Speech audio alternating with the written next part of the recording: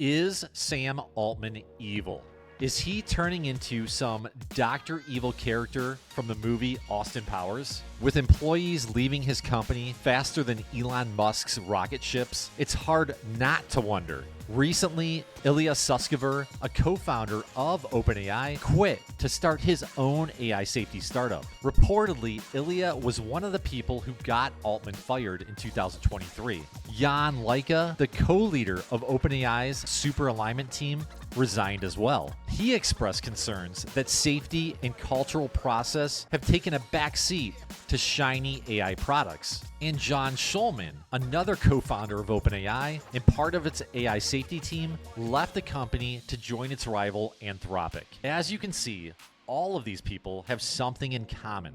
They were all high up on the OpenAI corporate ladder, and they were all working on AI safety initiatives within the company. It's not just that these employees left, it's the reason why they stepped down. Almost all of them have been rumored to depart due to OpenAI's reckless desire to become the king of AI at all costs, irregardless of safety. That's what an insider claims, at least. Now, do you want to find out if Sam Altman, the CEO of the most important AI company on the planet, is letting fame and wealth get to his head? Do you want to know if he'll do whatever it takes to achieve super intelligent AGI, even if that means putting all of humanity at risk? Many people were saying it was science fiction, and I no longer believe it's science fiction.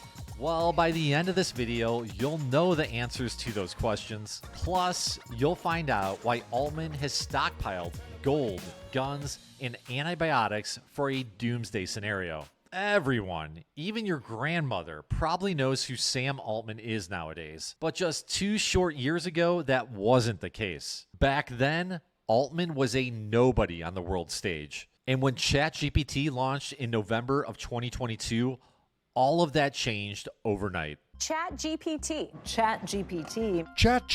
Even if you haven't heard of it, your life could soon be impacted by this powerful new technology built with artificial intelligence. But before his meteoric rise to fame, Altman was a Stanford dropout who created a location-based social media app called Looped in 2005. He then went on to become a venture capitalist in Silicon Valley. Along the way, he worked his way up the ranks of the California tech scene and eventually became the president of Y Combinator, the most well-respected VC startup firm in the world. This ultimately paved the path for Altman to co-found OpenAI in 2015 and become its CEO in 2019. In just a matter of 3 years, from 2019 to 2022, after ChatGPT launched, Altman went from a no-name Joe Blow to someone whose name is just as recognizable as Bill Gates, Elon Musk, or Mark Zuckerberg. ChatGPT's public launch had become so popular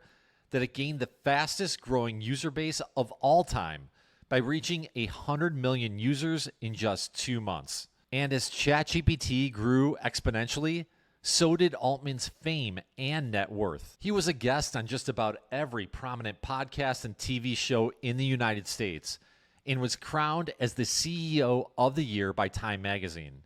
But Sam Altman wasn't just gaining celebrity status, he was also acquiring mass amounts of wealth. In a few short years, his net worth went from maybe a few $1 million to over $2 billion in record time. He has so much money that he purchased a $4 million supercar and has been driving it around the streets of Napa.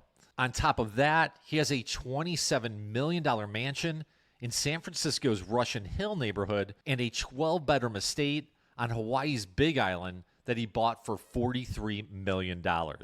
So as you can see, Altman is really, really rich and famous, and it might be getting to his head. That's because when he first helped co-found OpenAI along with Elon Musk, it was a non-profit company. Back then, the company's quoted mission was as follows: our goal is to advance digital intelligence in the way that is most likely to benefit humanity as a whole, unconstrained by a need to generate financial return. But that all changed when OpenAI became a for-profit company in 2019. When that happened, the company, along with Altman, were now driven by profits and not necessarily by AI safety. Yes, Altman has said all the right things over the years.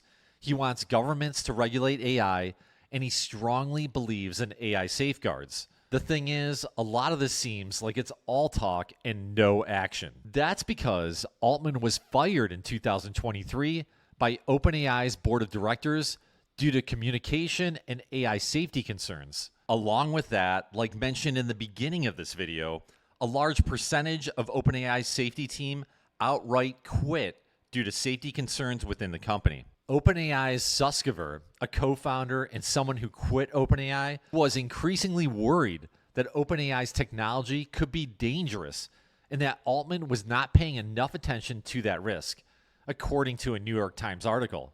The crazy thing is that even though Altman was fired from OpenAI, he actually got his job back with basically a brand new board of directors, ones that were pro Sam Altman, ones that will have his back in the future. That's because OpenAI got so much public relations flack for firing Altman, rehiring him as the CEO seemed like their only option at the time. So now, unless Altman does something downright illegal in terms of the law, it will be almost impossible for the board to fire Altman ever again.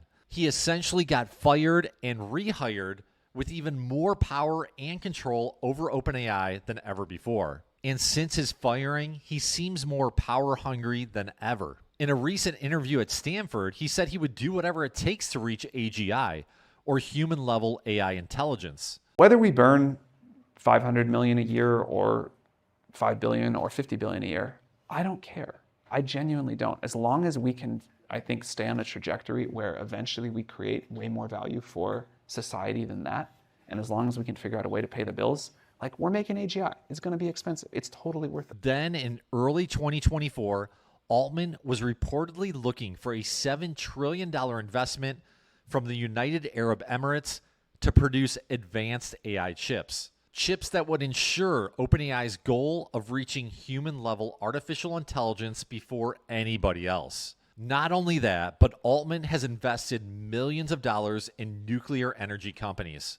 Companies that will help him power AI with unlimited energy. Now, whether Altman is going to use his newfound power to become an evil overlord is up for debate. But one thing is for sure, he single-handedly has more power and control over AI than any other person on Earth, and he seems to cherish it. So Altman alone, left unchecked, could end humanity as we know it if he makes poor decisions while developing AI. And that's concerning considering his AI safety track record. I don't know about you, but I don't want one guy in charge of a 50-50 shot that AI could completely wipe out humanity as we know it. History belongs to the doers. I don't care how important it is for Altman to go down in the history books as the first man responsible for AGI. Another thing that is kind of unnerving is that Altman is preparing for a doomsday scenario himself. He's known to be stockpiling guns, gold, potassium iodide, and antibiotics at his Hawaiian compound. Hopefully, it's not as a precaution for AI running amok. I began to realize that these digital intelligences we're building might just be a lot better form of intelligence than us. And we had to take seriously the idea they were going to get smarter than us. And so we needed now to think seriously about, could we control them? And many people still think they're just statistical tricks and they don't really understand what they're saying. I think that's quite wrong.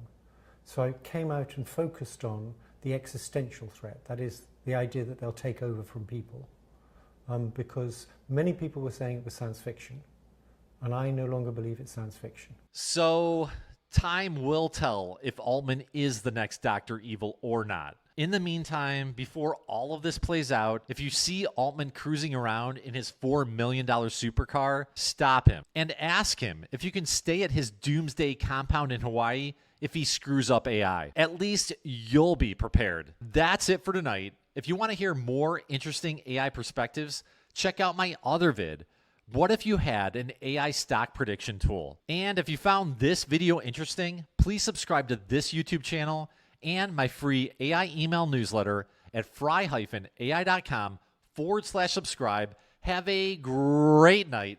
This is Ryan signing out. Take care.